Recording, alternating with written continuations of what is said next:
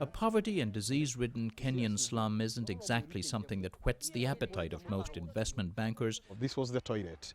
We just demolished this and that and this. But it's exactly the kind of project Jacqueline Novogratz is looking to finance.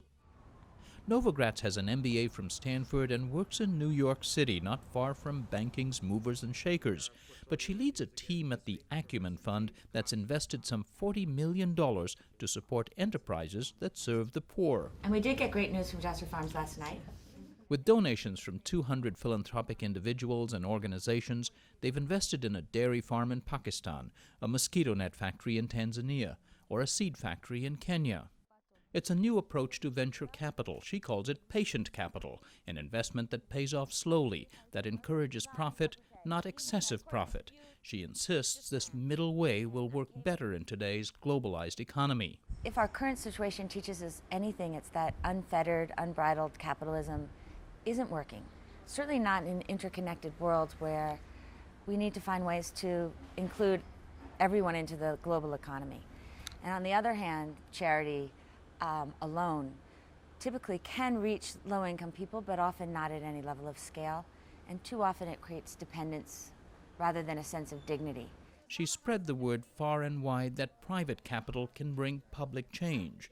She talked to a book club in Nairobi about those slum toilets.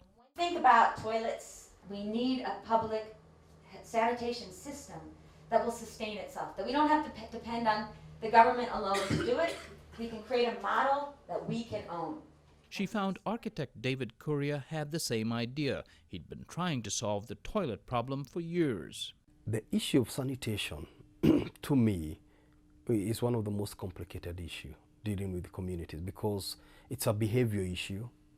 There are cultural issues and barriers, and also a lot of perception in terms of this is a service, according to our people, it needs to be free.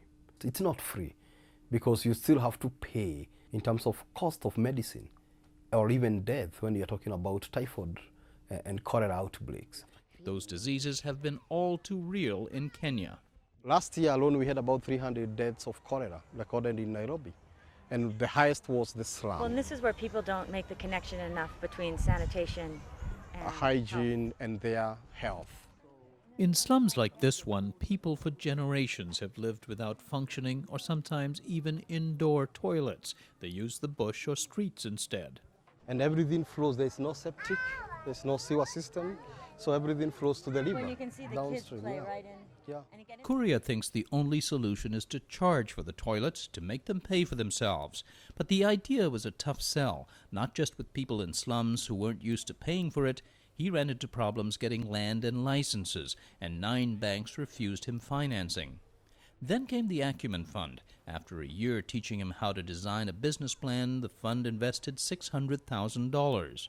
And Curia deliberately chose not to market to poor people at first, but to show the toilets were worthy of Kenya's wealthiest. So what I did was to start in the upper market, outside Hilton, near our parliament, for high class people.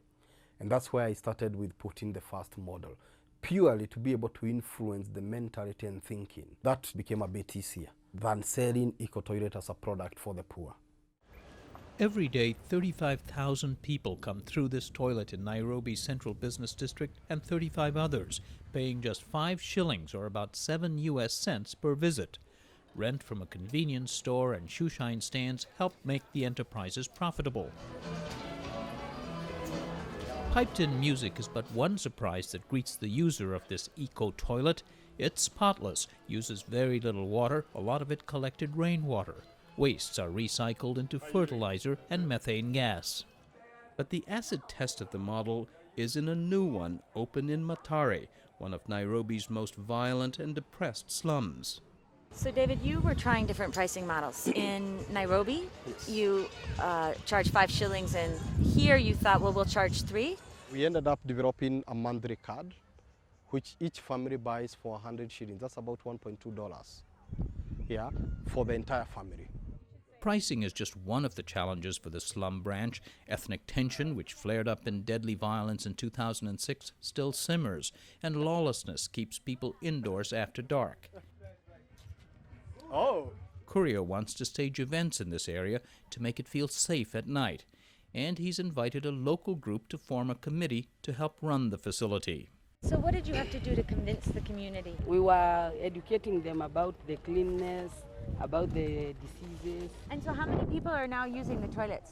98 per day. Families. 98 families. Yes. Courier needs 200 people to make this toilet break even. He's halfway there, but his goal is more than just money. To me, I think my ultimate goal is more for social transformation. I see myself purely as a change agent and change maker, and trying to really provoke a lot of really debate at different levels, from the community level, whether it's from the business community level, and also from the political level. Novogratz eventually wants the toilets, indeed all of her investments, to reach not just hundreds of thousands, but hundreds of millions. It's going to be a combination of private sector resources, philanthropy, certainly to get it started, and ultimately government. In the next several months, David Courier hopes to be up to 100 toilets. He's branching out to Tanzania and Uganda as well.